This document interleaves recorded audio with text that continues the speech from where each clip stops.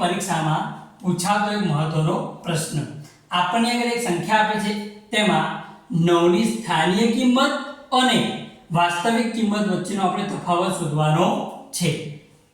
9 ની શું કરવાની? સ્થાનીય કિંમત શોધવાની અને વાસ્તવિક કિંમત, આ બંને વચ્ચેનો તફાવત. તો જોઈશું પહેલા સ્થાનીય કિંમત. તો 9 ની સ્થાનીય કિંમત, સ્થાનિક કિંમતનો મતલબ કે આપણે સ્થાન કિંમત ભણી ગયા તો 9 લખશું. 9 કયા સ્થાને આપેલા? એકમ, દશક, સો, હજાર. હજારના સ્થાને આપેલા એટલે 9 ની સ્થાનિક કિંમત થશે 9000. બરોબર? આ હવે વાસ્તવિક કિંમત શોધી આપણે 9 ની. તો 9 ની વાસ્તવિક કિંમત થશે 90. કેટલી થશે? 90. કોઈ પણ સંખ્યાની આપણને વાસ્તવિક કિંમત કે તો આપણે શું લખવાનું? તે અંક એમના એમ. હવે બંનેનું શું લઈશું? તફાવત. તફાવત એટલે કે બાદબાકી. શું કરવાનું?